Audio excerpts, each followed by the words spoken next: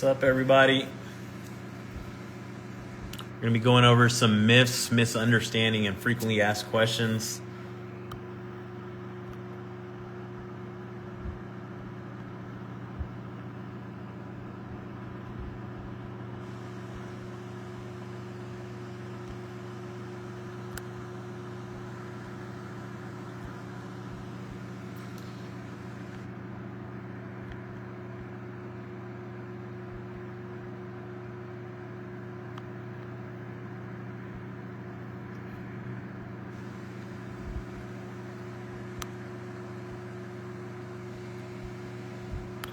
Having some technical difficulties. Give me a second.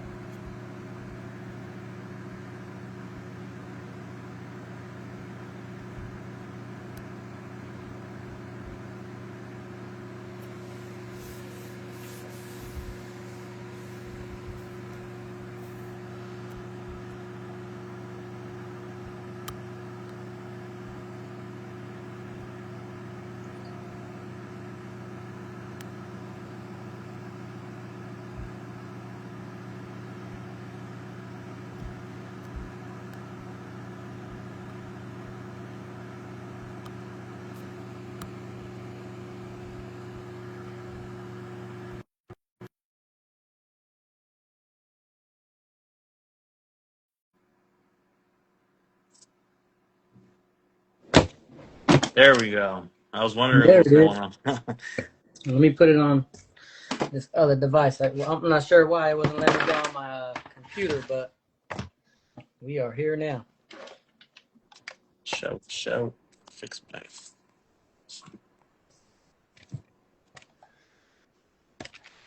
There we go.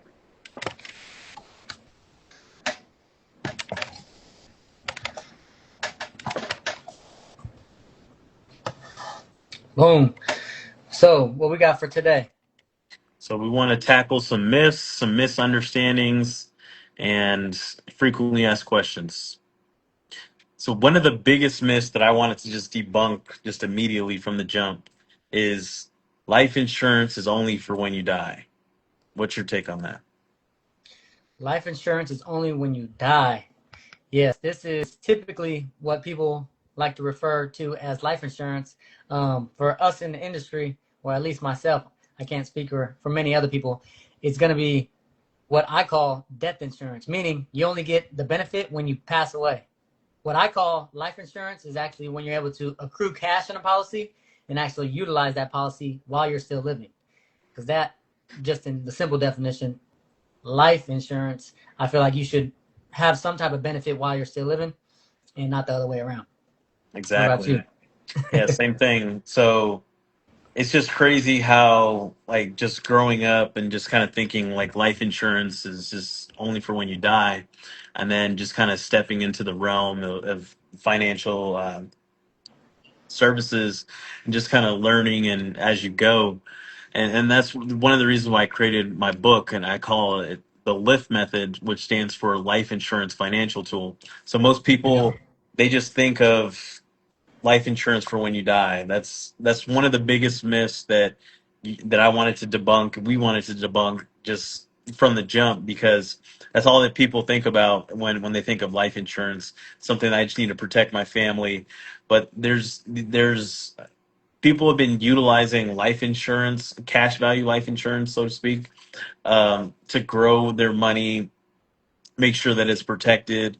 And the Rockefellers use it. Ray Kroc used it. Like, this is a strategy that's not, it's not new, but it's just like with the evolution of social media and things like that. Now this concept is basically, now it's expanding and people are learning more about it. Whereas before, they just kind of thought that it was just only for when you die. So That and then being in this generation, everything's online, so you can get someone's opinion a lot quicker than just knowing who your immediate circle is, either where you're from or just like your people that you come in contact with through it daily. So a lot of these things you can actually go and do some research on, whether it be like buying books or just searching things up on YouTube or any of the social media platforms. You can actually um, do your own due diligence and learn about some of the different financial tools that are out there, the pros and the cons, because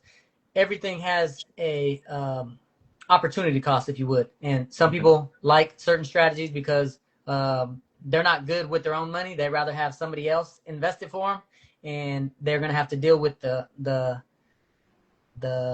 opposite side of the spectrum, which is they're going to be in control. They're going to have some type of say of where your money gets placed and when you can access that money, because you're actually letting someone else manage your wealth for you. So to do that, they have to have their own stipulations, as opposed to IUL specifically is going to be more of a you do it yourself approach, and you set the guidelines, you set the maximums, the minimums. You are the one to manage the money. That means premiums going in. That means money coming out via loans. Um, and it's really going to be up to you how big a policy is or how small a policy is. I feel like that's one of the main questions that we always get is um, how much does it cost? And for that response, what do you usually tell people when they ask how much does it cost? Because that's like a number So one. the general rule of thumb for me is I would say at least 10 times your age. If you're 30, or I would say 10% of your income, because if you were to just do the math, like just off the top of my head, if someone was to say like, I want to do $100 a month. Let's say Yep. you're 30 years old and I want to basically have this accumulate and compound and grow. It's like, Uh-huh. okay, $100 a month. Let's kind of break that down. So $100 a month times 12 months, that's $1,200. $1,200 for, let's say, 30 years is like $30,000. So it's like, do you kind of see? And that's not even accumulating like the fees that you mentioned. Like, there's no free lunch in whatever you do, so there's going to be fees attached to it. And then so the fees are with as far as like the cost of insurance. So and then basically how it works, the vehicle, it takes time for your money to compound. It's based off of the stock market. So when when when you think of like $100, it's not really gonna do much. So I would say at least 10 times your age, or 10% of your income. So if you're 30, I'd say the very least is like $300. And then if you're older, because as you get older, how this works is it's based off your age, your health, your gender. So as you get older, the cost of insurance starts to increase. Yep. So you want to contribute more so that more is going towards basically your policy as opposed to it going towards the death benefit. And we're going to talk more about the structure and on all that. But well, yeah. What do you got anything else you want to add before I kind of go over to the next debunk the next myth? Yep. So as far as the minimums, I like to think of it as similar to real estate, to where you don't really go into buying a house saying, what's the minimum that I can buy a house for? It's more of what can I afford? You never really ask your agent, hey, what's the minimum for this house? It's going to be, hey, I can afford between X and Y. Find me a house that's doable for my current financial situation. And it's going to be highly dictated on what you can comfortably do financially. And I like to say it's similar to real estate in the fact that you can buy a house for $50,000 in like the boonies of the Midwest somewhere, or you can buy $1 million beachfront property somewhere, and you're gonna The, get the value of what you pay for. yeah. So the mortgage The may be more you put different. in, the better it's going to be, right?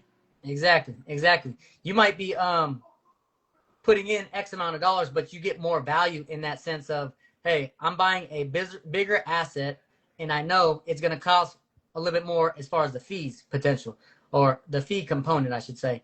And you can always pay that asset off a little bit quicker by adding in more funds, but it's really going to be based on your current financial situation, and that's what we like to have a one-on-one, really customize this plan for you for the next, for sure, the next 10 to 20 years, and even longer, because this is a permanent policy that is going to last for the rest of your life. So the first That's 10 years are going to be the most critical, but that's just one of the simple explanations there. so that kind of ties into the next myth that I wanted to debunk is that IULs are too expensive. So my response to that is everything comes at a cost, right? You're not going Yep, to get very rarely are you going to get something free, right? for And sure. if it is free, is it like going to be valuable? So that's something that plays a part. But Hmm. so 401ks, brokerage accounts, all those have fees as well that people are not even really fully aware of. Yep, Um, so IULs, those have fees as well. When it comes to if they're expensive or not, I would say the biggest thing is how it's structured. So if you have it structured where, because it's based off of the death benefit. So if you have a super high death benefit, but you want it structured to grow your cash, and if it's yep, structured more so for the death benefit, and it could be set up wrong because the person that you spoke to set it up that way. They either did it ill advised or they did it. They just were not fully aware. That's why it's important to have someone that has experience, knows what they're doing, so yep. that it's set up correctly. Because if you have the policy set up for the death benefit, then you're not going to get what the way that you anticipated it to be is not going to be the way because it's all the majority of the fees are going towards the death benefit as opposed to it growing towards your cash value. And just a quick story that came to my head right when you said that. I talked to a person who's under 30. She wanted to put in $600 a month into a policy, and she's not going to have access to her cash until year three, which is kind of crazy. Mm. Which, I mean, we get those stories all the time to where you're putting in a nice portion of your income into a policy, but you don't see cash value for years and years down the road. But it's really going to be back to the real estate example. If you only need a 2 bedroom house, why are you buying a 6 and 7 bedroom house? Because you're really just wasting those extra doors that you're paying for, and the money's really going out the window. Get you a nice size policy that fits your current financial situation, and allow that money to accrue and grow in this account, so that you can overfund it. So let's say an example: if your minimum that you're able to put in into a policy is right around $100 in like fees. If you put in $600 in this case, you're getting 500 extra dollars every month that's just going into your cash account and growing for you. As opposed to if you have a huge death benefit and the actual fees of the policy drain the full 600, you're not really gaining any extra cash value, because all of the $600 is going towards fees. Or in her case, I think it was right around $450 out of the 600 was going towards fees. So she only had a few $100, if any, going to her savings account and actually accruing cash value in this policy. So make sure whenever you're looking to buy an IUL that you know the minimums that the insurance company is going to charge you, plus the maximum that the IRS allows you to put in. For example, um, I think in her case, she was able to put up to $50,000 into her policy, but she's only planning to put $600 worth of savings in a month, which that doesn't add up to even get close to that $50,000, even if she tried to. So Mm. um, just make sure when you ask your agent or whoever you're working with, what is the maximum that the IRS is going to allow me to put in, and that'll pretty much give you a gauge on how large the policy is actually meant to be, or the maximums that you can put into the policy.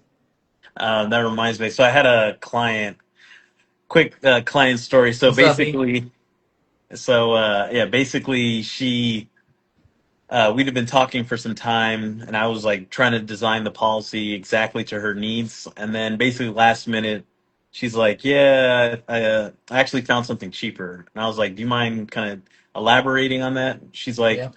"Yeah, so my death benefit is this. I'm gonna have like a super high death benefit, and my policy is gonna be cheaper." And I'm just like, So when it comes to piggyback off of everything that we're talking about, the design is the most important thing.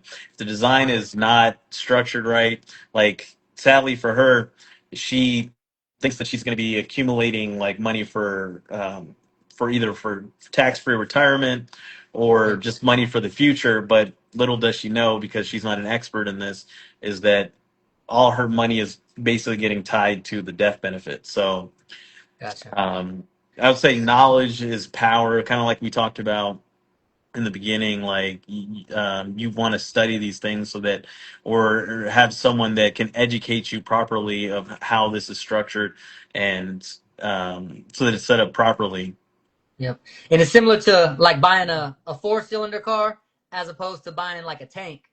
You can put the same $20 of gas into both of those. One is actually going to get you further and actually get you more value, as opposed to, let's say, the tank. That thing is barely going to go down the street just because it has so much power behind it and using a lot more gas. So um, that's the kind of the reference there of make sure that your dollars is going to go the distance for you, and it's really going to be based on the structure or the vehicle that the agent or whoever you're working with is putting into place for you.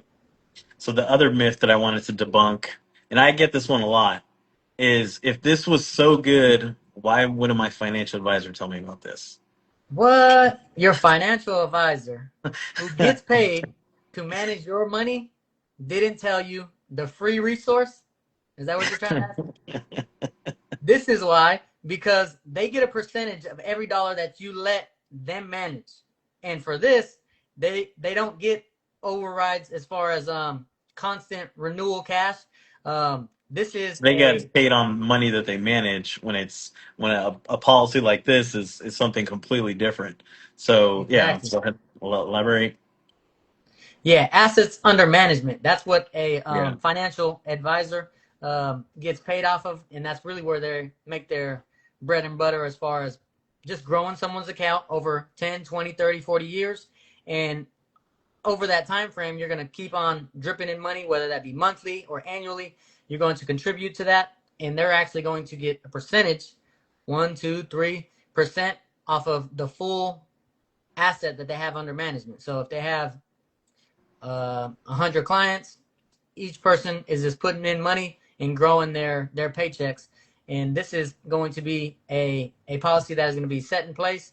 And if we structure it the way that we like to, which is going to be minimum death benefit, so then that the fees are going to be the smallest, meaning um, you can buy, like I said, you can buy a policy that's worth $1 million, or you can buy a policy that is worth $100,000. And the smaller it is, the lesser the fees. So um, by utilizing the smallest death benefit, you're going to maximize the dollars that you're actually putting into the policy. And that's how we like to set up our personal policies, because we're going to need cash. From the Mhm. day we're born to the day we pass away, we need cash just to survive. So by utilizing the IUL in that sense of putting money into it, let it grow. But when you take money out via a loan, the account value is going to remain the full value that you had, and you can pretty much leverage money in two different places. There Mm-hmm. was this website I wanted to pull up. Trying to remember it off the top of my head. That it's just for shock value, to show you guys what those numbers will look like. I can't remember it. What are you trying to look up? Basically, what the fees will look like, because when it comes to, Over time? yeah, yeah. Do you know the website? No, not off the top of my head. Oh my gosh, I wish I could. I'm trying to remember. I'm trying to remember. Um, oh my gosh, it's But yeah, I mean, as far as um, the money that you want to invest, would you rather have it in a place where it is going to be stored away and it is going to grow on paper, but then when you access the money, you're going to have to either deal with penalties, taxes, and not really have liquidity, meaning when you need the money during your hmm, working years, you don't have access to those funds? without having to check in with somebody else? Or would you rather have something that you manage, or you get helped manage with an agent, and you actually have access to those funds while you're working over the course of your working career, whether that's 10, 20, 30, 40 years, and you're able to utilize those dollars when you like to, as opposed to when the government says you can access your funds. Hmm. Mm-hmm. So another myth is I could just invest and get better returns.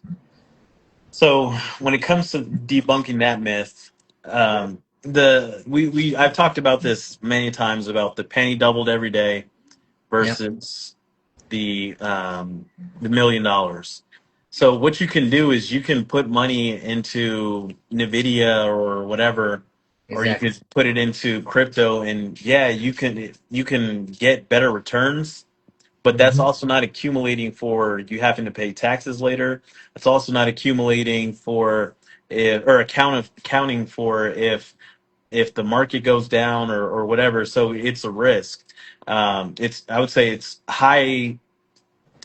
There's potential for a high reward, but there's also a high risk. So when Oh it yeah. comes to structuring the IUL or the lift method, whatever design or strategy, basically it's with the good thing about the IUL is that it it's your money's going to be protected and it's going to compound and grow over time, and Yep. then the also the good thing is that you're not going to ever lose money. So it's kind of like the stair method where the first you take the first step, it goes up.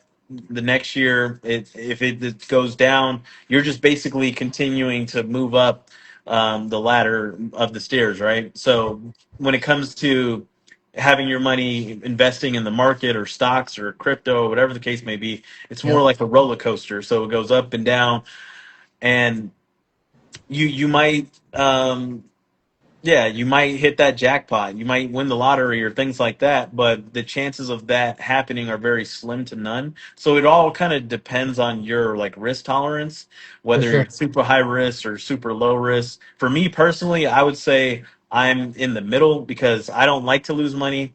Like even just gambling, going to the casino, like I'll play blackjack or roulette, put a couple dollars in, and then it sounds good, like, oh, I'm winning, but then as soon as I lose, I get mad. So I don't Oh know how yeah. you guys feel about that, but me personally, I don't like to lose any money. I like to keep my money and then have it grow. So it really depends on your preference, what your risk tolerance is. Um, the thing is, it's there's no 100% answer because it's all based off of the future. It's based off of the stock market. Yep. So there's really no, if anyone tells you, oh, if you do this, if you invest into stocks, if you invest into this, you're going to get a higher return. And truthfully, we don't know. So that's just the truth, honest truth. We don't know. But I would say is, like I said, what's your risk tolerance? Do you want to are you super risk, like super high risk, potentially to get that high reward, or do you want to let your money compound, grow slowly, and then over time it'll grow at a higher rate? Well, so what's your take? And it's really going to be you're either in typically two phases of um, your journey. You're either going to be in the accumulation phase or the preservation phase. Meaning, while we work, we're trying to work and accumulate a lot of cash, so then that one day we can retire and utilize the amount of money that we have built in any account. No matter what the vehicle is, we're trying to build that account up so then that one day we can pull from it and live off that, or at least supplement or reduce the amount of hours that we work. And the accumulation phase is great, but you also have to prepare for, let's say, the preservation phase when you need to utilize those funds. What does that look like? Because if you're putting all your money into one place where it's going to be taxed and it's volatile, and you have to you're dependent on when you can utilize the funds, that may be a good strategy, but there may be other options that can help supplement or be other avenues to utilize. Because if all your money is going to be tied up in taxed, what if taxes go up in the future. Hmm. Then what? Or I just talked with somebody yesterday. She was saying how she has a nice little nest egg that she's been contributing to in her 401k. But how's the 401k doing right now as far as today? Yeah. Have you looked at the market at all lately? Yeah.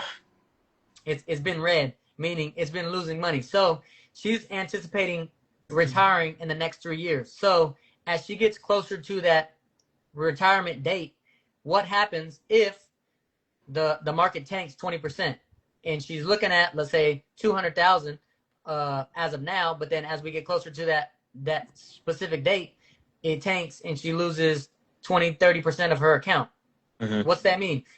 One of two things: either she continues working even though she didn't want to, or she has to live off of less. And who And wants then to the do other that? thing is, most people think like whenever like the market tanks, let's say 50% or whatever, they think that, oh, it just the next year it goes back up 50%, I'm breaking even. No, it has to be even a higher amount just to break even. So like you said, you either keep working until the market goes back up, because based off of the historical data, it does go back up. But it's like, do you want to take Yep. that risk of potentially losing, like getting ready to retire? Let's say like 2008, for example, like 2007, you're saving all your money. You're like, yo, I got like 500,000. Yo, we're going to be living in Bali. We're going to vacation here. We're going to do this, and that. And then the market tanks, boom, you lose freaking that 500,000 now is like 280 because of the stock market. So you have two options. You can either continue to work till 2009, 2010, wait till the market gets back up, or you just take that L. So, Yeah. um, what I was going to say is the other strategy, and kind of to go back of like your risk tolerance, is like, why not just do both? Why not diversify? If that's one thing, like you want to chase high returns, cool. Yep. That's go for that. There's no right or wrong answer. But why not Exactly. have a strategy where your money's protected, it's going to grow, and it's going to grow over time, and then when you access it, it's tax free. So those are just things to think about when it comes to, especially right now, we're in hard times. The market's going up and down. Like, I'm checking my phone, I see it's green, I see it's red. It's like we're in freaking March, and it seems like it's Christmas because the market's just going up and down. So we really don't know. But why not have both if you're worried about like chasing returns? So Yeah, because it's, I mean, as far as returns, it's nice to see returns on paper, but what money do you have in hand to utilize? Because, um, I mean, I can say, hey, your account says $2 million, but if you don't have hmm, access today or within the next,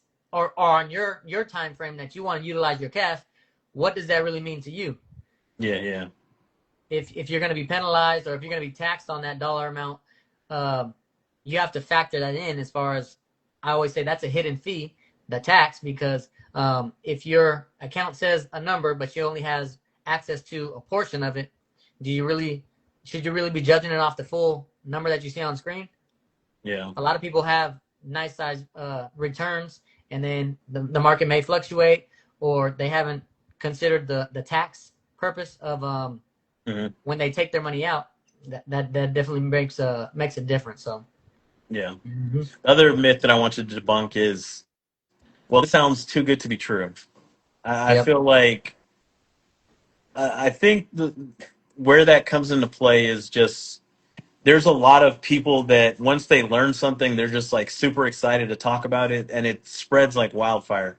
For And sure. the thing is, you have to kind of, like, excuse my French, you have to weed out the bullshit. Oh So yeah. like, when I first got into this industry, I was told, "Oh yeah, you can get an IUL, this, and that. You have a death benefit. You have your money's going to grow. Your money's going to grow. You have death benefit. Just put $100. By the time in 20 years, that $100 is going to turn to like 500,000, and you're going to leave money to your family." I'm like, Yeah. damn, that's shit. Why isn't everybody doing this? Yeah. Why isn't everybody doing this? But like, me being an expert, you being an expert, like, you have to dig deeper and like fully understand how this works. And that's why Yep. when we talked about like Is it expensive? Yeah. It's it can be expensive if it's not structured right. So it's like finding the right person to be able to set this up of what your goals and what your needs are is critical. So um, I lost my train of thought. Yeah, it's really going to be what's the best solution to your goals, because we all have different outcomes as far as how we want our financial situation to look, and the time horizon, because some of us are going to be younger, let's say in our 30s. We still got a long working career ahead of us, as opposed to someone that's 60, who's pretty much knocking on the door as far as their working um, career. They want to be almost finished based off of the history that they put in. So it's really going to be on your time frame, whether or not this is a good solution for you. But that's what we're here to just give you some insight on the pros and cons of not only the IUL but other financial tools that are out there, because obviously we don't want to put anybody into a difficult situation, and that's why we like to ask a lot of questions before we even give a solution or a result, because everyone's Yeah, different. I think of it as like being like a financial doctor. Like if someone's just like, yeah, like they go in, let's say they go to the doctor, they're like, yeah, I got a headache. And then the doctor's like, all right, just take some aspirin. Like, you're good. No, the doctor has to like diagnose you, see Exactly. exactly what the problem could be. You could have a brain tumor in your head for all you know.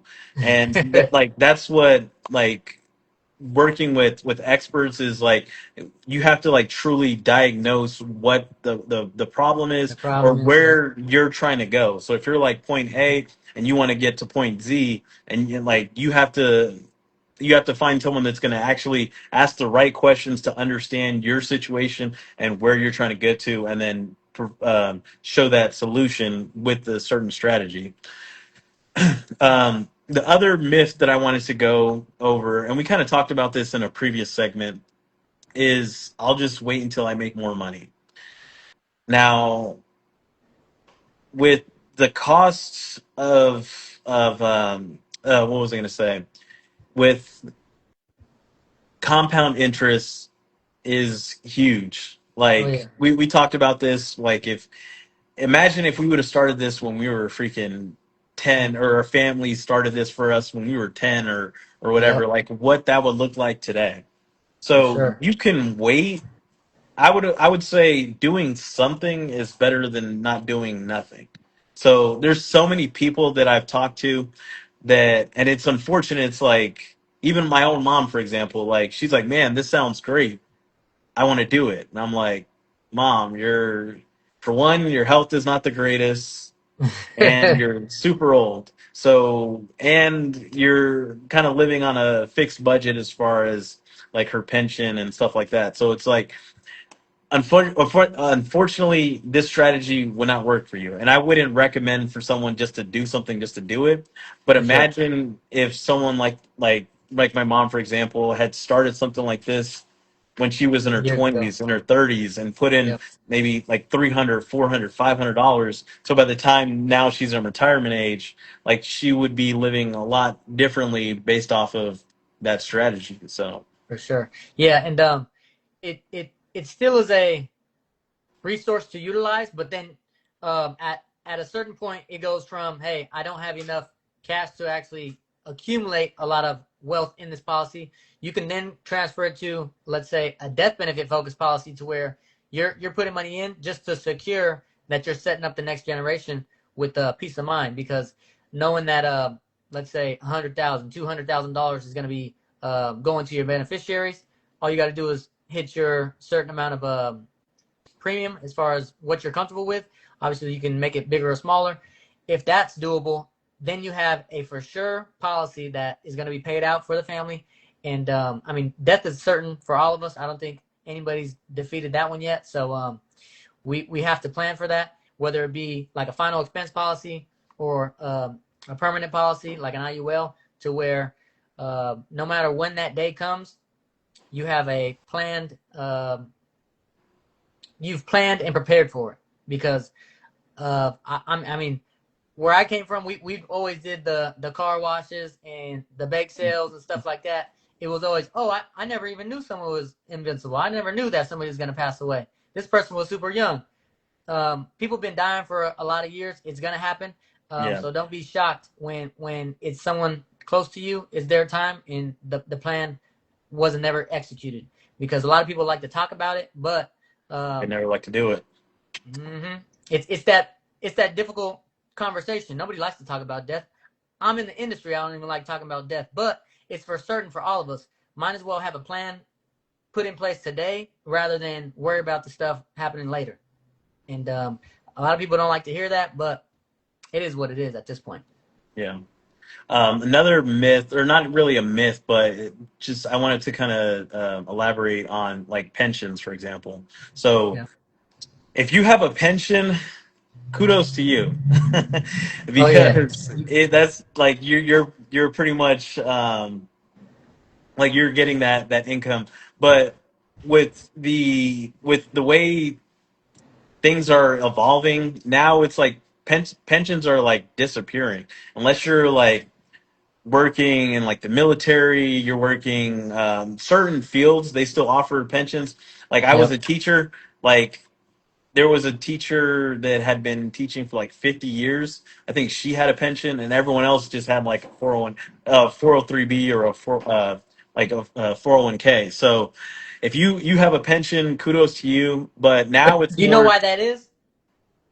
why the The pension. benches are going extinct. Yeah, you want to elaborate on it?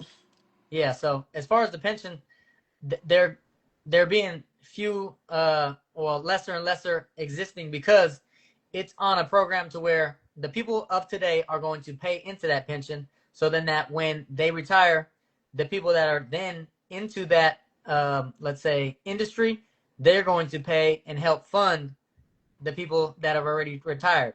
And it's pretty much a group economics to make sure that whoever has already, let's say, paid their dues and has retired, the people that are working for them are going to continue funding that plan.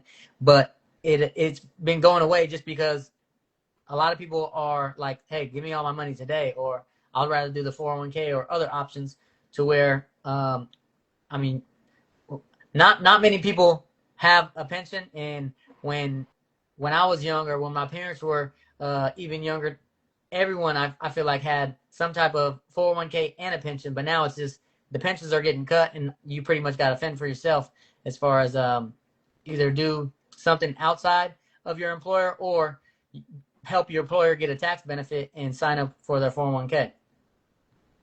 Yeah, I just pulled this up right now. So if someone, let me look at it. So if someone has $1 million, let's say in a 401k, they're in a 30% tax bracket. That like it's not like kind of we talked about the money that like on paper it looks sexy, but when you actually get it, that's a whole different story. So 30% tax bracket, that $1 million is 700,000. Yep. If And tax rises, that's if the market stays where it's at. It yeah. has, if you're putting it in today's dollars, the market's literally getting losing percentage daily. And if you're looking to retire on a certain amount, then yeah, good luck. It's like the lottery winners. Like people, they think of the lottery like, oh, $5 million is like, damn, I just won 5 million. No, you won like fucking. 2.5. I was just saying like 1.7, like Uh-huh. because some taxes be eating that. So Sure. the 40%, let's say you're in a 40% bracket. Now your $1 million has turned to 600,000. In a Uh-huh. 45% tax bracket, now your a million has turned to 550,000. And like we Yep. talked about, that's not even accumulating or accounting for if the market crashes. Like, so Yep. that's what I'm saying. It's like you can do one strategy, you can go one way or you can go the other, or just do both. Like there's no right or wrong answer. Are none of us are psychic and know how the market's going to perform. If you are, please let me know what to invest in, and Yeah, I'll tap definitely in, do. tap in. I'll definitely do that strategy. But for me, like I said, my personal preference, I like to be more on the safer. I would say more moderate. So I Yep. don't like to be super high risk and then potentially lose everything. So I'm more like in the middle. Yeah, Um, one of the clients that we're working with right now, he's approaching retirement, and he has a nice large I think he has like 1.5 in his account, and he's kind of scared, especially how the market's moving right now. He's like, I want to get this money out as soon as possible without having to like trigger too big of like a tax burden. So we're trying to strategically move money out of his 401k or his employer's plan into his personally designed IUL, which I think he's able to put up roughly right around $200,000 a year into his plan.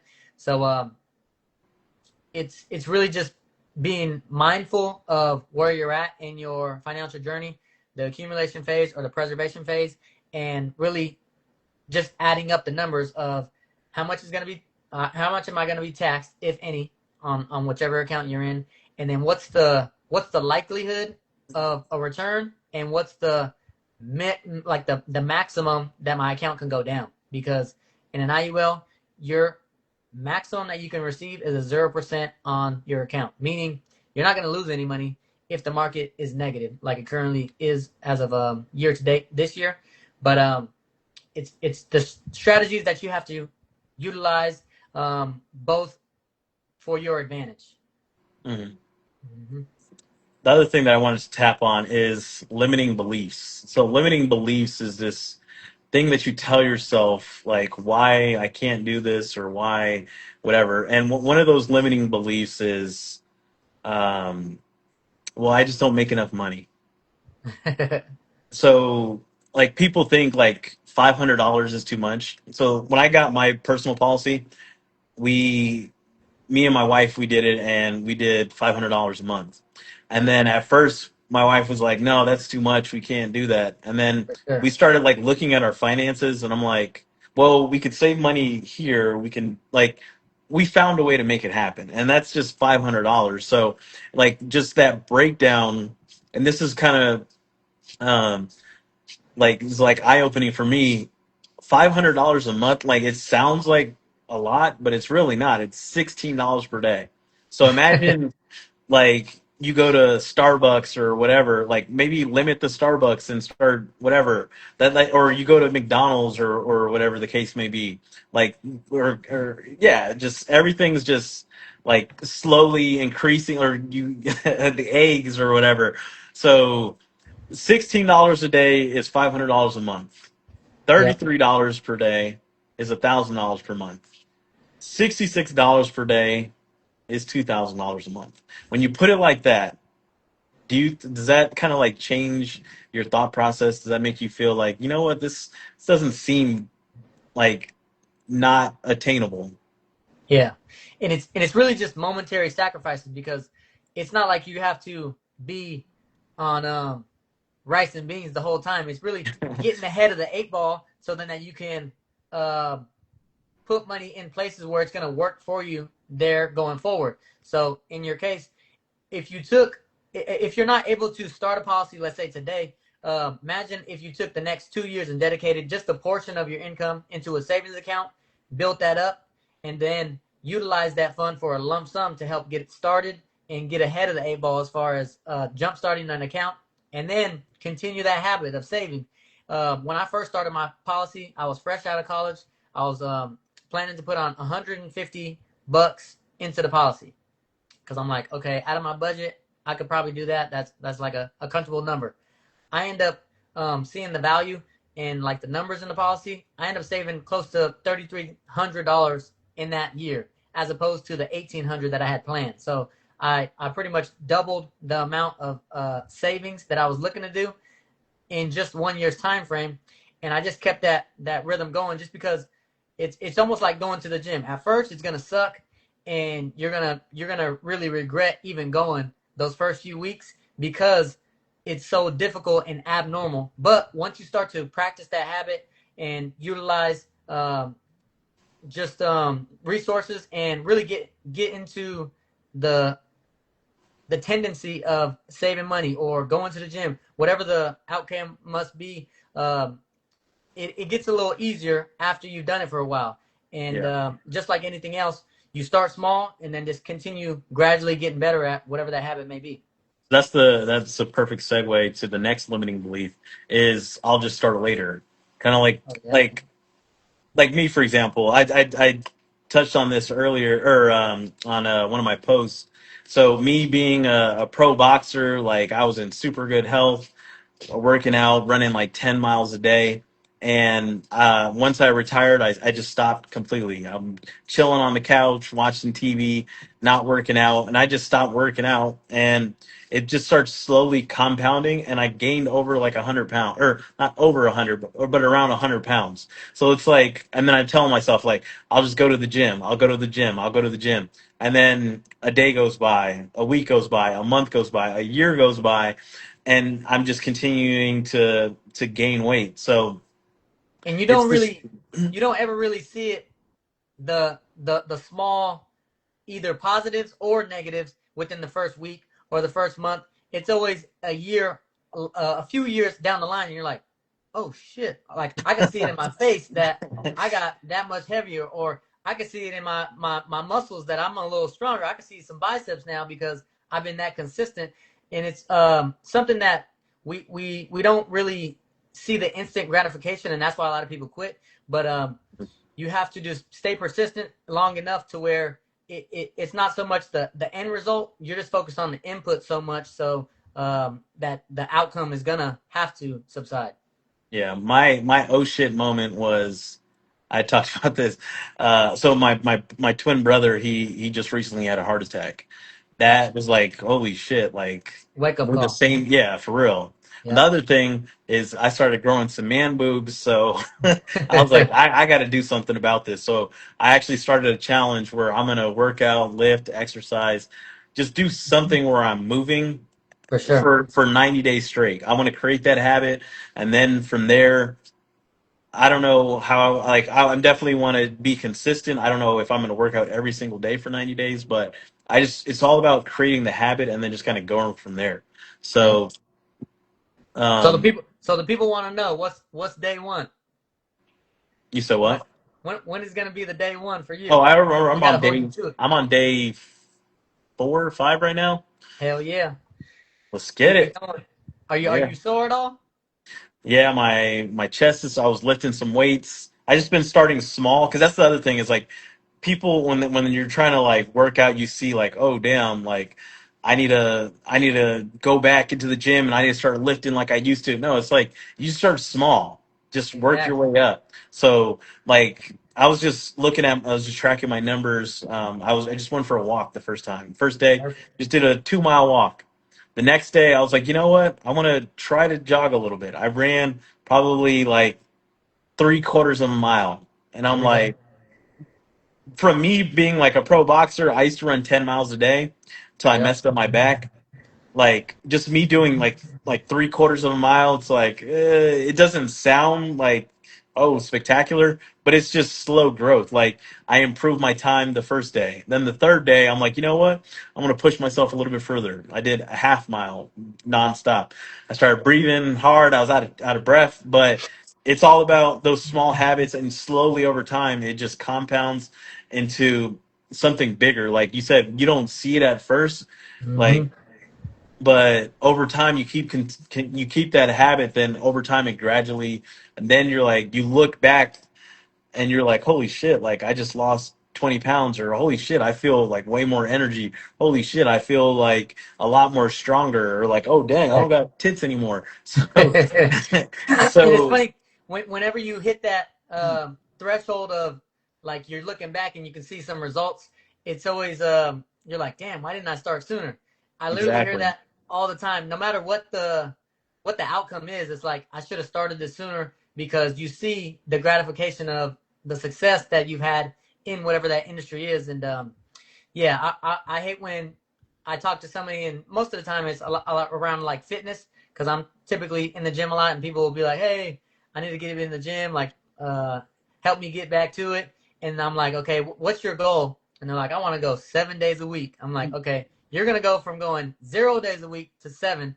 That's not real likely. I mean, Yeah. if you're that dedicated, you can, but the likelihood of that being consistent in the long term probably not going to happen. So I always encourage people to set a sizable goal that you can actually accomplish, and then go from there. Whether that be saving money, whether that be working out, whether that be reading books, set a bite-sized goal, and then as you start to develop that habit, get a little bit more into the momentum and go from there. Smart goals, specific, measurable, obtainable, relevant, time bound.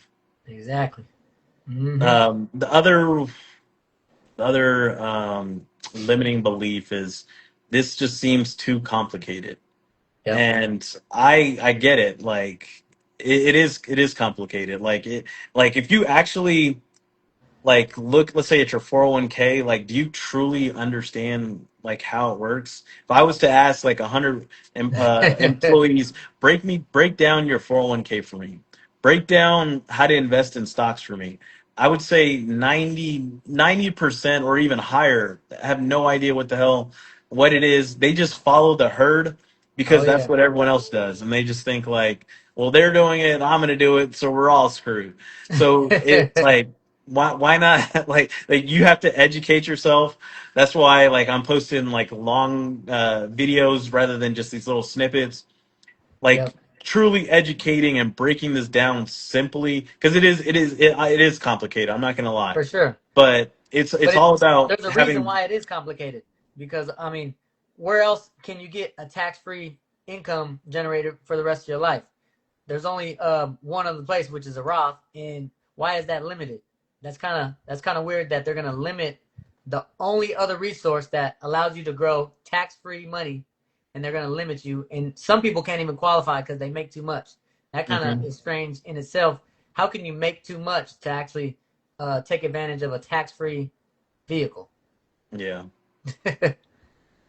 hmm But yeah, there's it's just like anything else. We came into this life not knowing a lot about anything, and the usually the more the value, the more research you're gonna have to do.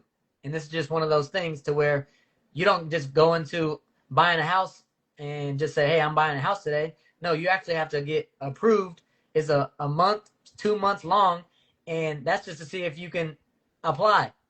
Mhm. So similar to this industry, you have to do your due diligence and really put some time into studying and learning about the ins and outs of buying an asset, so then that it doesn't shoot you in the foot at the end of the day. So I mean, it's just like anything else. If it was easy, everybody would be doing it. And there's other routes that are more simplified because you don't get as much value. Yeah. So now I want to transition into frequently asked questions. Like I get a bunch of questions, and like I said, like one thing is trying to understand how this works. Well, let's kind of break down those frequently asked questions so that people have a general idea of how this works and how they could possibly implement it. One of the questions that I always get is like, who does this work for? Like you think of like Rockefellers, you think of like Ray Kroc and uh, Walt Disney, all these like people that have a substantial wealth Yep. use this type of strategy. So most people think like, oh, well, this is only for rich people. Yeah. So for me, I would say it works for ideally someone who has the habit, who has a habit of saving, who Yep. has the ability, like you have a job, you're not living paycheck to paycheck, and then you have time.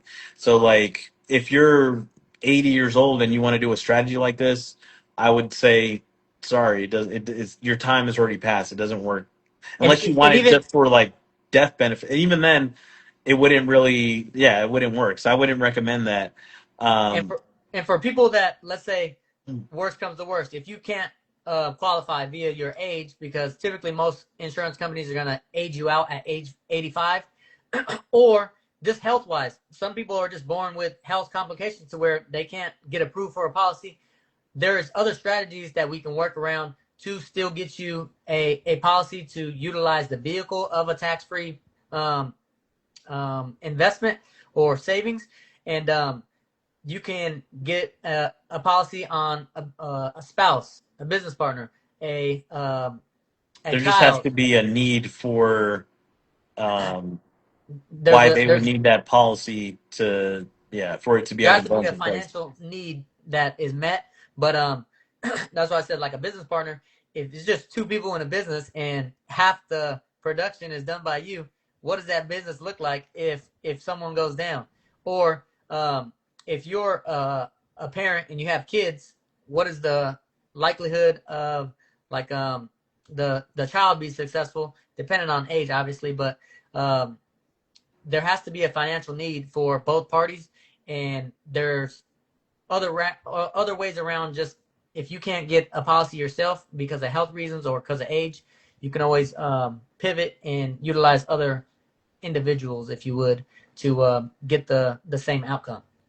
Yeah. So I would say this, like, if you have the habit, ability, time, if you're, this is really powerful for business owners, athletes, nurses, teachers, parents, Yep, high income earners, exactly. anyone really that, like I said, has the ability to fund it, be consistent, and then have the time for your money to grow and compound.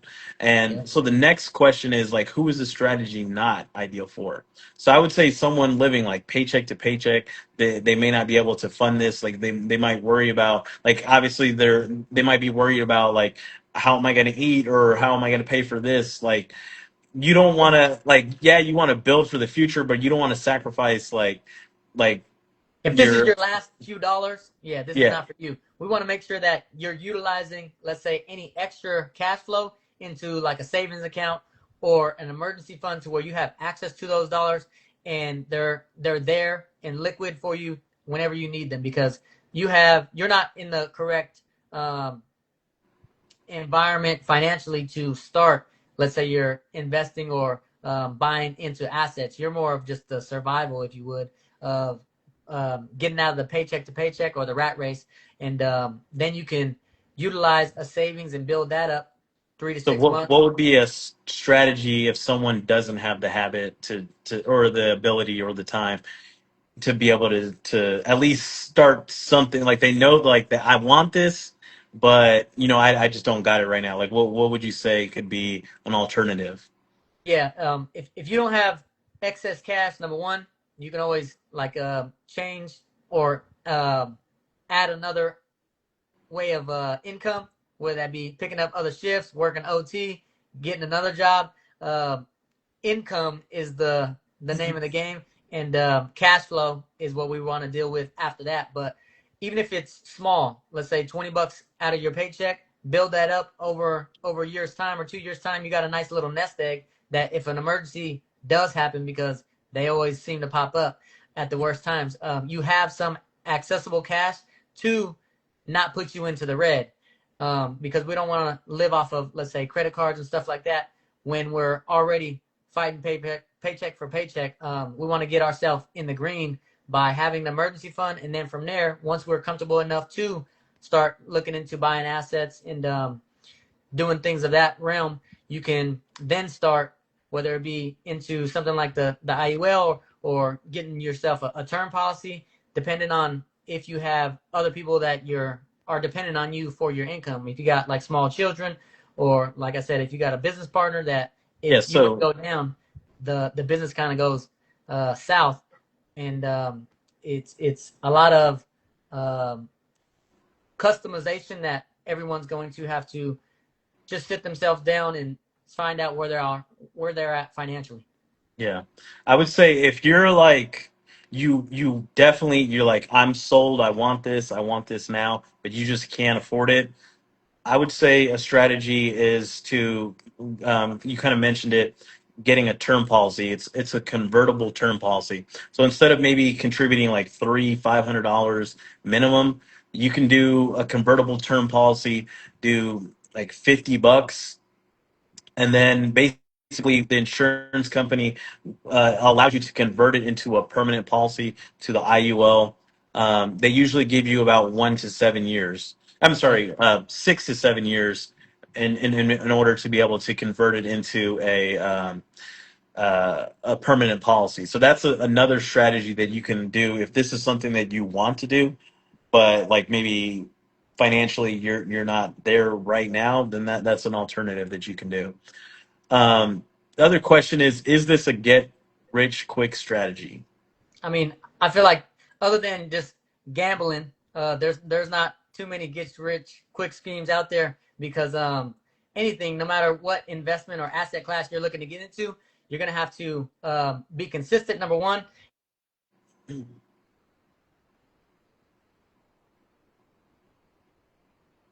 I can't hear you. Can you hear me now? Okay, now I can hear you. Something popped up on my screen. I'm not sure what the heck it was, but yeah, as far as any asset class, you're gonna have to be willing to put money into it and give it time to work because if not, you're pretty much just gambling. You might as well try to go for the lotto or something like that, Yeah. or find a what do they say? You can either marry into it or hit the lotto. So just to answer that, like, no, this is not a get rich quick strategy. It takes time for your money to grow, compound, a habit to be able to continue funding the policy, and being able to be patient to let it grow to Sure. something like it's like watering a plant. Like you gotta just keep watering it, then eventually it grows. It's the same concept, same strategy. It takes time for your money to grow. So no, this is not a get rich quick strategy. um Especially if you're not, if you don't come from money and you are trying to have $100 work and try to be blown out of the water with the results. yeah. Probably not going to happen in any asset class. um, you're really going to have to wait long term to let money compound for you, especially if you're starting small. So yeah, you have to be reasonable as far as your outcome or expectations. We kind of talked about this question, but let's kind of talk about it briefly. How much should I contribute? So I would say, like kind of like we talked about, I would say either 10% of your income or 10 times your age. If you're in your 50s, then I would say 15 to 20 times your age. And also, it also kind of depends on your goals. Like, what are like your financial situation? Like, what are you trying to accomplish with this? And then basically, how I like to do it is basically reverse engineer like what they're trying to accomplish, and then kind of tie it into their goals, and then kind of work out a plan of how we can get there. What's your take? Yeah, I mean, no matter what you're doing financial, you got to have a plan in place because if not, you're pretty much setting yourself up on the wrong foot, if you would. So make sure that whatever you're doing, you can be consistent and you have the cash flow to do so. If you can't, if it's just going to be like sporadic, this may not be the best fit for you. You want to make sure you pretty much dial in. Hey, I'm comfortable with $500 a month. I'm comfortable with $300 a month. Whatever that dollar amount may be, whether it's 5,000 a month, whether it's 10,000 a month. Um, you have to put a plan together where you go over your income, your expenses, and pretty much dial in. Hey, this is what I'm looking to work with, and then go into a call. Like I said, that's with any asset. You want to make sure that you know comfortably what you can do, and there'll be times where you're making more money, you're making less money. Stuff happens, but go in there with a rough number of, hey, this is what I can comfortably look forward to contribute. Yeah. So another question that I always get a lot is, well, let's say I want to do 500 now. Can increase my contributions later? Yep. So, like I said earlier, every policy has a maximum. It's known as the MEC limit. This is going to be customized by the When you say IRS. when you say mech, because I don't think anyone really understands what that means unless you're in the business. Can you kind of like elaborate more on that? Yep. So it's just it's known as the modified endowment contract, meaning if you put over that number, even 1 cent, you turn this asset into a taxable event. And having, let's say, if that number is 20,000, it's really going to be dictated on your age, your health, your gender, and then the death benefit size. So um, before you even put any money into the contract, you should figure out what the maximum or the MEC limit is, and then from there you kind of can gauge, hey, the policy is perfect because I can come close to that maximum, or if that number is, let's say, 100,000, but you're only looking to put in 20,000 a year, it might be a policy that's too large for you, and that's really why you want to work with somebody that is knowledgeable in the space and able to customize policies for your liking. Specifically, we like to make sure that you have a lot of cash value within these policies early, within the first year or two, so then I mean, we all have bills to pay, and being able to utilize this as well as your cash flow that you have, it's just setting you up for the best likelihood of success. The other thing is, let's say like someone starts this young and then they start they get older and they increase their income. You could just do another. There's no limit of how many policies you can have. So that's an alternative option you can do. You can start off with like a higher um, uh, like you said, mech limit. Start off with a higher mech limit, and then you can contribute to a number that you're comfortable with, so that your money's going to grow, and then you're going to have some cash value, or you can just set it up to where to yeah. So you want to pick a number to where the absolute most that you can contribute now, and then if you go over that number, then like Anthony said, basically what happens is it becomes taxable, and the whole point of setting up this type of strategy is so that you can have your money, you can access it tax free, not pay the taxes. We don't And, like and those taxes, so we you can do that, and then the reason why that is because like this policy became so good that people were like, well, shit, I'm just gonna dump in freaking millions of dollars, and the IRS caught it, caught into that. So they put these guidelines of now you can't put in too much money, or you put into to what the initial contract is, so you don't overfund it. So yeah, yeah, you have to have a reasonable size policy to actually contribute money into it, and that's going to be based on the IRS. But I was sitting with somebody this week actually, and they were telling me, "Hey, what if I want to contribute more than my MEC limit?"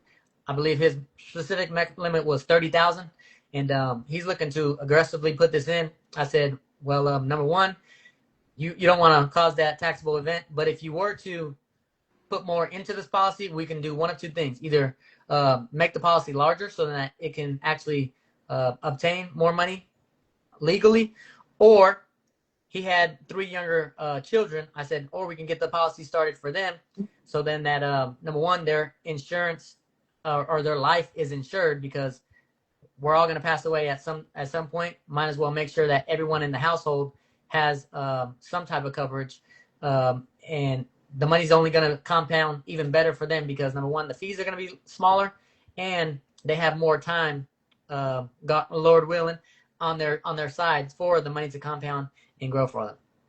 that kind of reminds me of like the Rockefellers. Like what they did is they basically had a cash value life insurance. They put it into everyone in the family got a policy.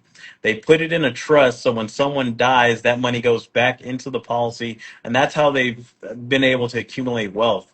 Like this is the stuff that they don't teach us in school, and it's crazy because if everyone was doing it, then it would just be normal. So doing something like that is abnormal, and that's the reason why the Rockefellers are a well-known name, and yeah, by just utilizing this strategy and putting it on their kids, so it's just like it creates generational wealth Yep. and stuff like that. To us brown folks, we don't learn that, right? We Yeah, got to find it out on our own. that's Um, something that's definitely something that's going to be learned, not taught in most cases, because like you said, a lot of us don't come from a wealthy family, so you have to be the one to do the knowledge first, so then that a wealthy family can come from you. yeah. The next question is, what happens if I miss a payment? So Yep. If you miss so the cool thing about the IUL is that it's completely flexible. So there's the max you can put in, there's the target you can put in, and then the minimum you can put in. So let's say, I'm just thinking off the top of my head, let's say the max you put in is $1,000 per year. That's I'm sorry, $1,000 per month. That's 12,000 for the year. Then the target is like the minimum you can, or the like the middle number you can put in. Let's say that's like 3,500, and it all depends on each policy, how it's designed, each carrier. So let's say it's 3,500, Yep. and then there's the minimum. The minimum is just to be able to keep the policy in place. So Exactly. if you're contributing to the max, then you have cash value now. So if you miss a payment, that's fine. As long as if you have cash value, then you can basically leverage your cash value to miss not just one payment but multiple payments. But you're just basically starting over, or you can basically just contribute to the target amount, or you just contribute just if like you can't contribute much, then you just contribute to the minimum, and then that's just going to keep the policy in place, and then you can adjust it over time. So let's say like year one you're putting in 12,000, year two you can't put in anything. That's fine. The year three, you can now put in 24,000 because you're making up the difference. So the cool thing about this is that it's really uh, flexible in and how you set this up. The other question is, can I just stop funding it entirely? And I kind of like touched on that. If you have cash value and you have enough cash value, you can you can fund this for 3 years, 4 years, 5 years, and then Yep. just basically stop funding it, and then your Mhm. money is still going to compound and grow. Um, so yeah. Yeah. It's it's. I like to say refer to it as a snowball rolling downhill. At first, that thing's gonna be small. Obviously, you have to build it, and as you continue to fund this policy, and just the numbers are gonna start to grow and compound on themselves. There may come a point to where you can naturally just let the growth every year cover not only the fees, but also if you take out loans, the interest that is due on that. So then you can truly use this as another resource or a complementary distribution to things like your 401k through your employers most of the time, or other assets that are generating cash flow, whether that be like real estate or if you have your own portfolios and stuff like that. You can. This is just a supplement to that, and then when you do pass away, there's a death benefit to help wipe out any debts that you owe and um, be an amount of lump sum money that goes to your heirs, whether that be making sure that your funeral expenses are paid for, or if you have a nice size policy that can cover all of those and give them a head start on their So generating wealth.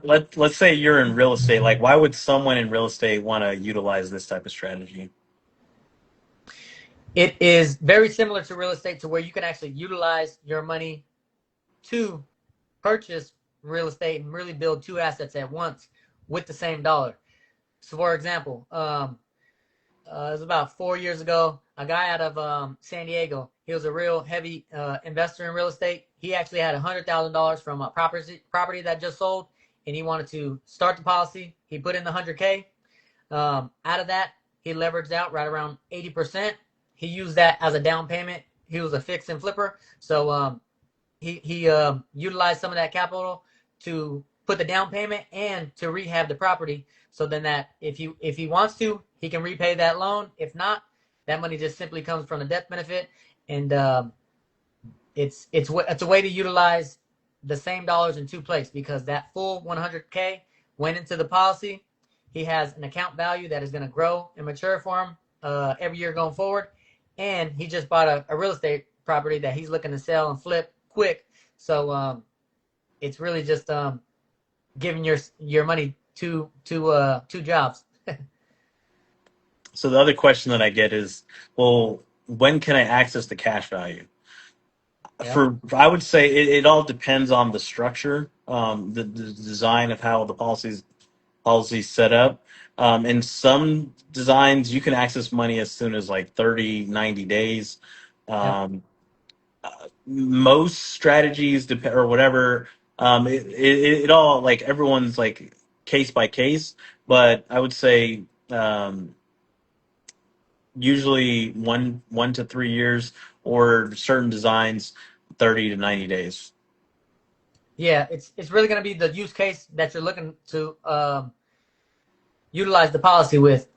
In that case, that real estate guy, he had a lump sum cash that he wanted to repurpose. So putting that money here first allows him to build this asset and have some protection if anything was to happen to him. His business partner was his brother. So if he was to, let's say, become ill and now he can't help with the remodeling of the home, um, his brother he would be the only one a part of that. So he has insurance on his life, and he has an asset that's going to be building interest for him every year going forward. Yeah. Mm-hmm. The question is, do policy loans need to be repaid? It's really going to be up to you, because when you have a loan from the policy, that means you have equity built already. Meaning, let's say if you were to put in 20, 40, $60,000 over the first few years, you'll have a cash value that you have access to via a loan. Now, on the other hand, you have a death benefit. The insurance company has literally, it's in contract with you saying that this amount of money is earmarked for your beneficiaries when you pass away. Now, if out of that $60,000, let's say you wanted to borrow 30 of it, they're simply going to deduct $30,000 from your death benefit. So if the death benefit was, let's say, $400,000, they would deduct 30, and now on paper your beneficiaries would get 370,000 minus the interest of however much money you were to take out. And this can be done multiple times as far as taking out loans or even repaying the loan. So it's really going to be how liquid do you want to be in this asset at any given moment, because obviously you want to put money into an asset to one day be able to take money out. And this is just one way to do that on your own terms. Oh, one thing, I just kind of just to piggy, or I wanted to ask this. So, like, what are the different type of loans, and how does those work? Like, can you explain it to? Yep. So with every company, they're gonna offer certain amount of loans, as well as where you can allocate your money. Meaning, there's companies that offer like the S&P 500, as you can put your money based on how that one grows, or you can put it into a fixed account, which is going to be a guarantee. It's not going to be any higher or any lower than what they provide at the at whenever you're looking to put money into that account. Roughly, it's right around 4%. They have a bunch of different other allocations where you can put your money, and it's really going to be company by company what they offer. And on the other end, when you're taking out loans, the same thing. They have a fixed account. Typically, every company is going to have a fixed account, meaning if you take money out, they're going to take money from your account and move it into a what's called a fixed loan. And your money will be off to the sides, and there's not going to be a fluctuation on how much you owe on that loan. And then there's other loans that you can have a variable loan, meaning the the loan price might be 5% this year, next year might be 4%. It's really going to be dictated on how the economy looks and what the likelihood of well, it's typically going to be based on the economy, and a lot of people go off the what's called the Moody's corporate bond yield, and that is a national bond yield that you can look up on Google and see what that's going for, like the going rate, because that does fluctuate. What about Like the very, very participating loan? participating loan, meaning let's say if somebody had $60,000 in that same case, if they were to take out 30,000 with the fixed loan, typically if it's non-participating, they're actually going to take that 30,000 and move it out of the account, meaning you're only going to make interest on 30,000 that's left over that you didn't touch yet. And with a participating loan, you're actually going to be able to get interest off the full 60,000, even though you borrowed 30. It's going to be typically a variable interest rate, but they allow you to make money on the full account while you have a loan balance outstanding. You have any extra to that one, or did I hit that one pretty well? Yeah, yeah, you hit the nail on the coffin on that one. There you go. Um, the other question that I get is, does this replace my 401k?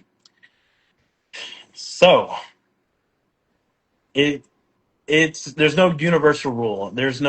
Yep. There's no one way or other. It's really based on your preference. Like, do you want to put all your money and have to pay taxes on it later? We don't know what the tax bill is going to be in the future. Do you also want to put it into something where your money, you could potentially lose money?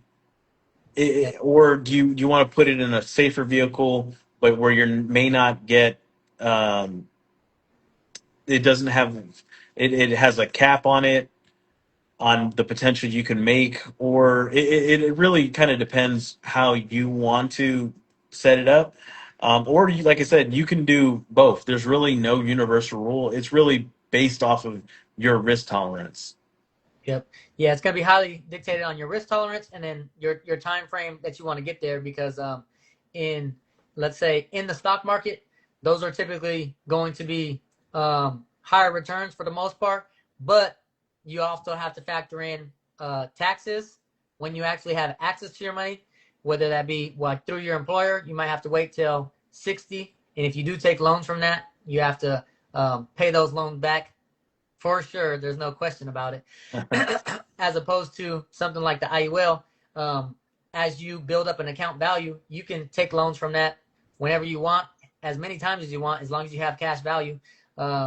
You have access to those funds, and you're pretty much the dictator or the manager of who says the amount of money that you have access to, and it's really going to be whatever you're most likely to um, be consistent with because a lot of people I know they get their paycheck and every dollar they get is spent in their brain before they even get the dollars. As opposed to something like the 401k, it's a set it and forget it plan. You don't even see that money. They actually get that money before your paycheck. So um, if you're more someone that works like that, that hey, don't show me the money. I just want to know that I'm gonna have something in the future. I'm willing to take the risk of whatever they're allocating the funds with. I just don't want to be the manager of it. That may be a better solution for you. But if you want the alternate route, like something like the IUL, where you want to be actively managing money in and out, taking loans out when you want You want freely, to have tax access to free, it sooner rather than waiting until 60, pretty that much. may be a better solution because you're able to properly manage your funds as opposed to that money being spent before you even get it. Yeah. So Uh-huh. the last question that I have is, well, if I have, can I do if I have life insurance through my job, can I use that?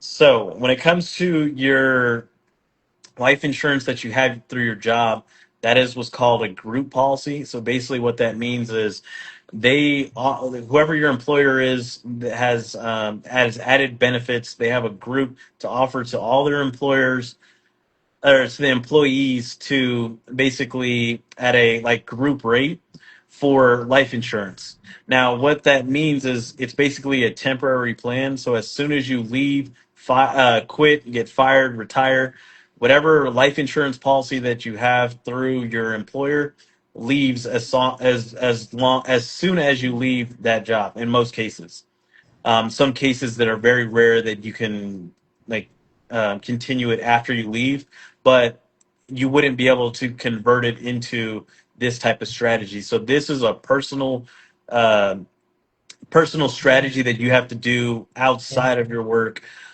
in addition to doing your 401k or just doing something separate. So that's how that works. You want to add to that? Um, I got a question over here. I just wanted to answer this before they get out of here.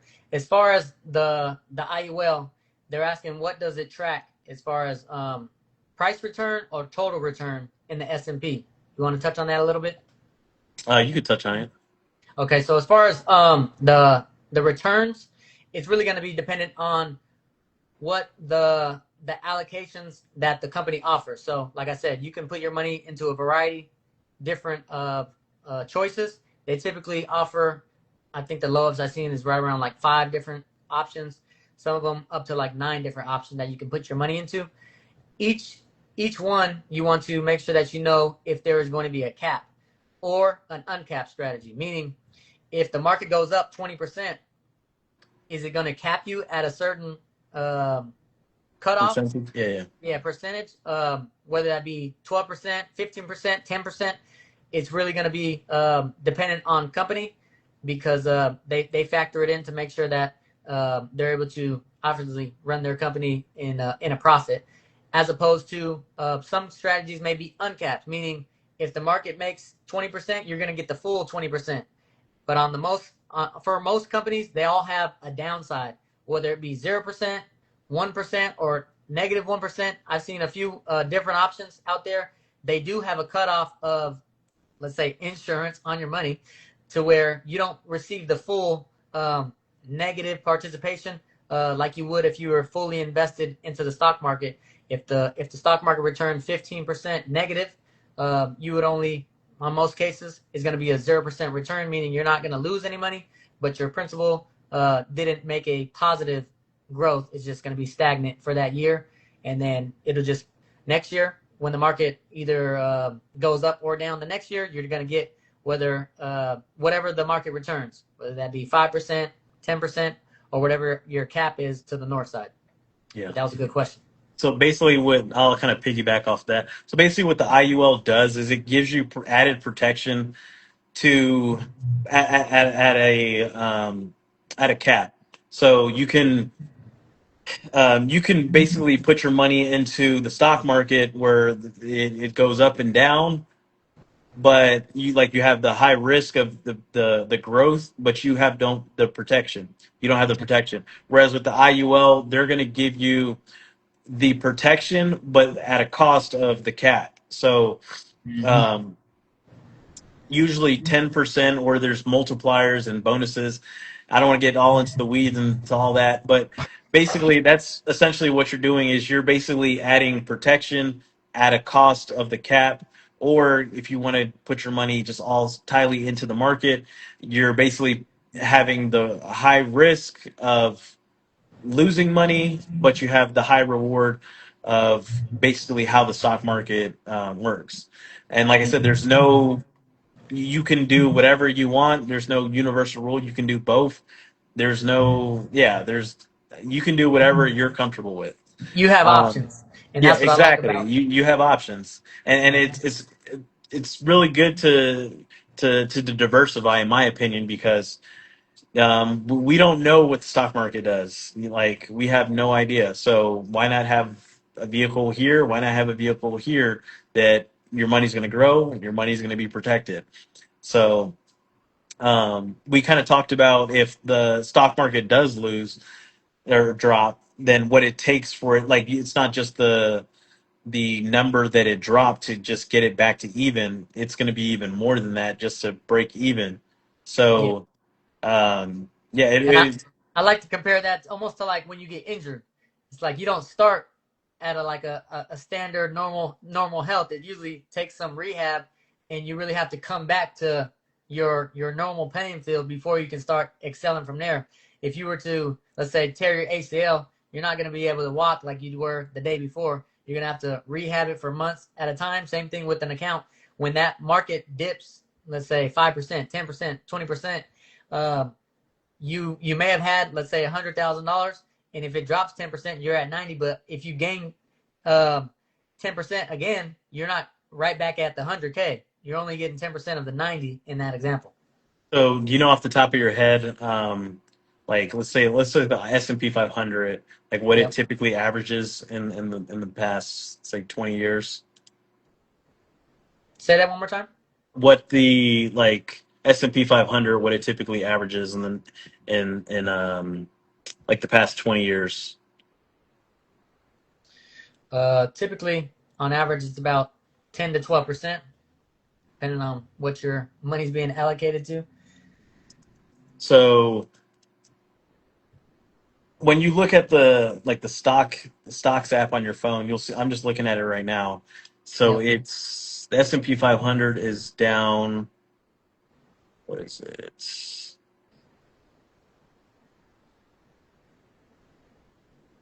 Uh, it's You're down looking right year to now. date or Yeah, yeah, just yeah. I daily? was trying to Or look today. yeah, last I checked, it was just over 3%. Somebody in the chat just put 4% as of Okay. today. What up, Deontay?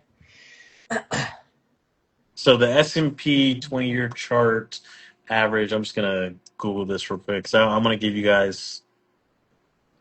The actual returns. Yeah. So it's averaged a rate of return approximately 8.4% to 12%. So as we Yeah. talked about with the IUL, in most cases, depending on carrier, you can get capped at 10%. So based off of the past 20 years of the S&P 500, it's averaging around 8.4% to 12%. So at the high end, it's at 12%, but you don't have the protection. Whereas with the IUL strategy, you'll be capped at the 10 unless you have bonuses and multipliers or whatever. Yep. But you have the protection. So it's really whatever strategy you're most comfortable with. So that's all the questions that I wanted to go over. Is anyone in the chat have any questions they want to ask? Somebody put volatility in the beginning has more effect on the end than volatility in the end. So yeah, I assume he means obviously if your accounts are pretty volatile at the beginning, that's when you're pretty much setting yourself up for success, or you're almost working behind the eight ball if you're looking for positive returns but you're getting negative. So that's one of the good things about the IUL is that it it limits you to how much you can lose, meaning most of the time it's going to be a 0% that you can actually lose in your policy. Even and that's one of the things that's kind of a give and take scenario of, hey, they might cap you if your account makes 15%, but they're only going to give you 10% credit.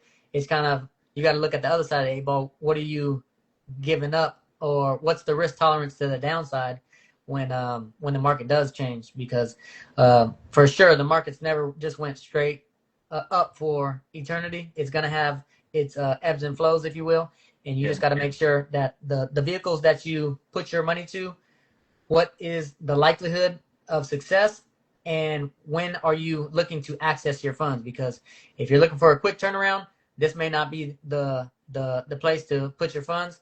But if you're in for the long haul, there are assets that do provide a high probability of success, and it's really going to be up to your risk tolerance. Okay.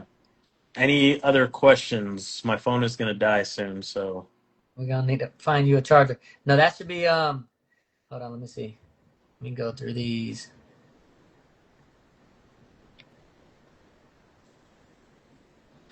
It says you need to do after tax comparison and expect 5% net on net. I'm not sure if he was talking about, oh yeah. So yeah, as far as the returns in stock market or taxable vehicles, yeah, that is one of the things that you have to compute. Meaning, if you're looking to put money into an asset for 20 years, what is the likelihood of that money hitting a certain amount? And then what does that look like as far as money hitting your wallet, if you would? Because it might say uh, a 20, million, a yeah, million. But then we talked about the tax bracket too as well. it might say like 20% returns, but what is the actual net number that you hit that hits your wallet? Because um, the that's just the factor that you have to do. And if you want to access your cash early, is there penalties? What does that look like? Is there a max amount that you can take out? Because it's really going to be dependent on what you're looking to get into as far as other assets, or if you're looking to put a down payment on something, what's the amount of money that you have access to at any given time, and what's that look like as far as taxes or penalties. Hold on, we got a few. Can you lose or get negative results with an IUL? Yes, for sure. I always say the downside to an IUL is going to be there is no certainty of, number one, market performance. We can just go based off of history.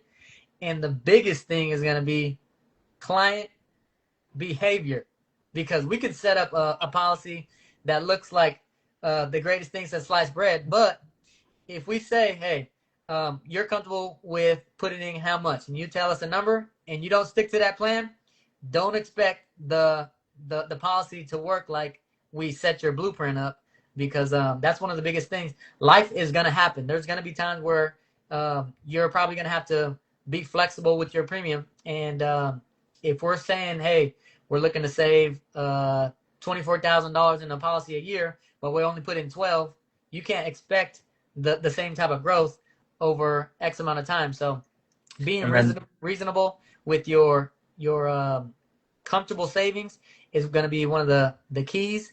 And just know every month, no matter if you put money in or not, there's going to be fees to the policy. You're going to have to be paying for the death benefit, and that comes monthly. So you got to pay for the cost of insurance, the expense charge, which basically keeps the lights on at home office, and that's if you've taken out any loans, the interest is going to be due. So these are all things that we try to educate people on prior to the policy being enforced, and really give you a overall look of what it really looks like when you get the policy enforced. also how it's structured as well, because if it's structured improperly and you're expecting one way, then all your money is going towards the death benefit. Then I think of it like as a seesaw. Like Yep. you want your money to go more towards the cash value rather than going towards the death benefit. So how it's structured is very, very critical.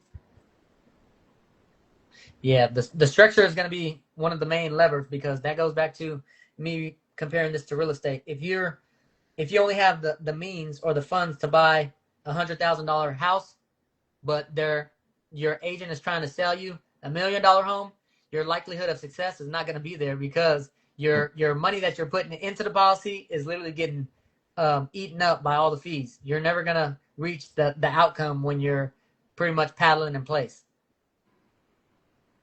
Hold on, we got some more questions over here. Plot twist. You're not with Prime America? In a zero market year, can you still lose money? Yes, for sure.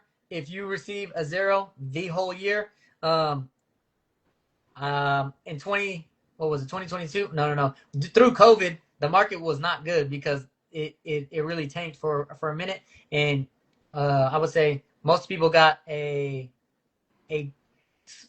less than likely return, just because the market was down for a few months, and it took a while for it to actually come back up. But since COVID, the market's been pretty well, so it's just going off of historic averages. Are they saying if you can't lose any money? Yeah. Oh, yeah. As far as losing money, your return as far as your account may show zero, but the fees for the insurance, you still have to pay those no matter if you make a return or not. Same thing if you take out a loan, that interest is due whether you're putting in premiums or not. So just multiple things. It can be a complex scenario, but that's why we host these lives, try to educate you, whether it be if you just want to save money here, or if you want to try to leverage money in and out. You make sure you do your due diligence, and it has everything has its pros and cons. Make sure you know what those are before you get started with any vehicle, that is. Any other questions? Let me see. I think that's it as far as questions over here. I appreciate you guys coming. And if you guys Where got, can if they'll say they want to look into this further, where can they find you at? okay, as far as finding me, I'm going to be on all major platforms: Instagram, TikTok, YouTube, and Facebook. If you want some more in-depth conversation, go ahead and check me out. It's going to be Anthony Enriquez on all major platforms. YouTube is really where I go a little bit more in-depth as far as how the policy works. For the shorter form content, it'll have some let's say some quick hits. But if you really want to get into the X's and O's, yeah, it'll be the YouTube channel to go to. Yeah. What about you? Where can they find you at?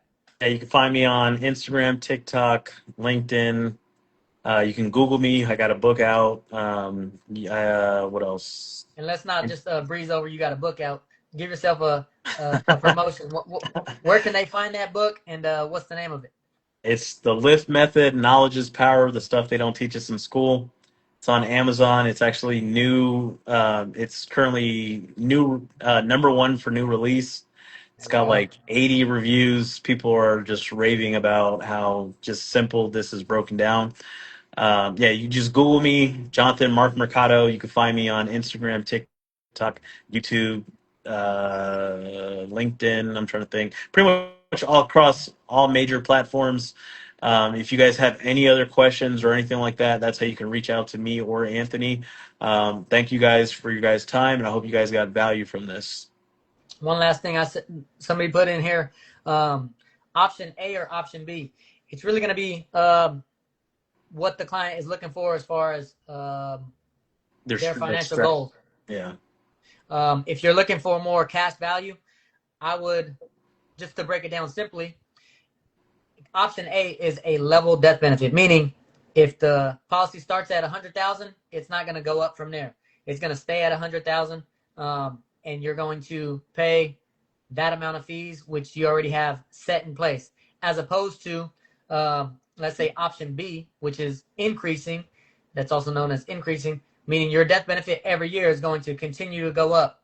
So that also means your fees are going to continue to go up. So it's really going to be what's the overall goal that somebody's looking for. If they're looking for more cash value, I would 9 times out of 10 recommend just putting a level death benefit in place, so then that you know the fees and they're not actually, that goalpost is not getting further and further every year, as opposed to option B. If you're looking for, if death benefit is a priority to pass over to the next generation, that is an option to where you can have the death benefit and be accumulated cash. So good question.